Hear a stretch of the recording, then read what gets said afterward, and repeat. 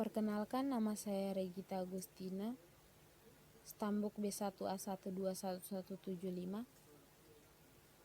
Di sini saya akan mempresentasikan PPT saya yang berjudul Komunikasi Lintas Budaya dan Perkembangan Budaya Maritim sebagai Fondasi Integrasi Bangsa. Dialog Lintas Budaya Masyarakat Maritim Indonesia. Zaman prasejarah. Sejak zaman prasejarah, penduduk kepulauan Indonesia sudah menjalin hubungan dengan bangsa-bangsa yang lain. Pedagang dari berbagai wilayah di Asia Tenggara dan Asia Selatan tentu telah saling mengunjungi pelabuhan mereka masing-masing. Apabila mengingat bahwa penduduk Indonesia dikenal sebagai pelayar atau pengarung lautan, letak kepulauan Indonesia yang membentang di sebelah timur India sebagai kelanjutan dari daratan Asia Tenggara tidak sulit dicapai dari India. Bagi para pelaut ulung, tidak sulit untuk mengembangkan pelayaran pantai di sepanjang pesisir Asia Tenggara menjadi pelayaran samudra yang langsung menyeberangi Samudra India ke Sumatera. Zaman sejarah. Yang pertama, perdagangan antar bangsa jalur India ke Nusantara dan ke Cina. Menurut J.C. Van Leur, hubungan dagang antar Indonesia dan India telah lebih dahulu berkembang daripada hubungan dagang antara Indonesia dan Cina. Pendapat Van Leur tersebut didasarkan pada adanya bukti bahwa di pantai India telah terdapat pelabuhan-pelabuhan dengan kegiatan pelayaran yang secara aktif terlibat dalam perdagangan dunia jauh sebelum pelabuhan-pelabuhan dari pantai selatan Cina melakukannya.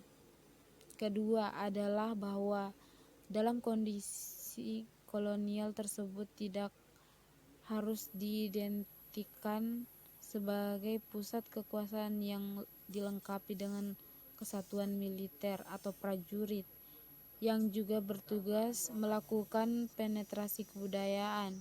Akan tetapi dalam kolonial tersebut terdapat golongan perdagangan yang justru memegang peranan yang sentral dalam penyebaran kebudayaan Indonesia, khususnya agama Hindu. B. Dialog agama Hindu dan Buddha. Yang pertama adalah proses indianisasi melalui penaklukan dan kolonisasi orang-orang India terhadap orang-orang Indonesia. Dengan kata lain bahwa orang India pada waktu itu secara politik dan pemerintahan memang menguasai orang Indonesia. Dalam perkembangan selanjutnya kolonial, orang India tidak menjadi pusat penyebaran budaya India. B. Perkembangan budaya maritim. 1. Teknologi perkapalan.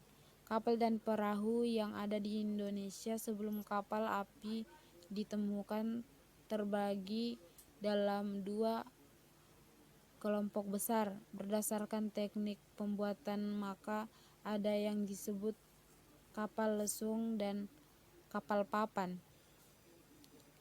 Bagi kapal papan, teknik pembuatannya tidak kurang kompleks. Dari dalam pembuatannya tidak hanya tergantung dari satu batang kayu yang saja yang dikeruk bagian dalamnya. Dengan demikian, maka jenis dan bentuknya lebih banyak lagi dan kemungkinan untuk membuat kapal yang lebih besar tidak begitu terbatas.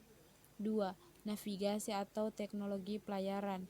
Dengan memanfaatkan perubahan angin ini, maka dalam bulan Oktober kapal-kapal berangkat dari Maluku menuju pusat perdagangan di ujung pandang, Gersik, Demak, Banten dan sampai Malaka dan kota lain di sebelah barat. Sedangkan dalam bulan Maret, perjalanan ke timur bisa dilakukan dengan menggunakan kapal barat. 3. Angkatan Laut.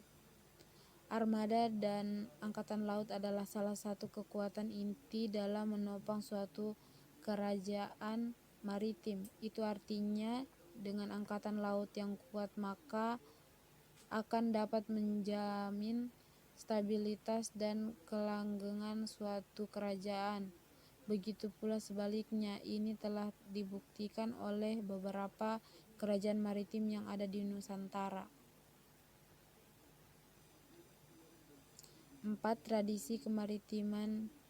Tradisi kemaritiman adalah kebiasaan masyarakat maritim Nusantara yang sudah dilakukan sejak lama. Biasanya dalam tradisi maritim ini, doa dan sesajen sering menyertai atau didahulukan setiap fase dalam pembuatan kapal sesuai dengan adat kebiasaan di tempat. Di samping itu yang juga menarik adalah terdapat gambar mata pada lambung kapal yang dimiliki oleh pelaut Nusantara. Ini merupakan suatu kebiasaan universal yang erat hubungannya dengan kepercayaan tradisional dan yang masih dipegang teguh oleh banyak masyarakat nelayan pada waktu itu. Sekian presentasi saya, kurang dan lebihnya mohon dimaafkan. Terima kasih.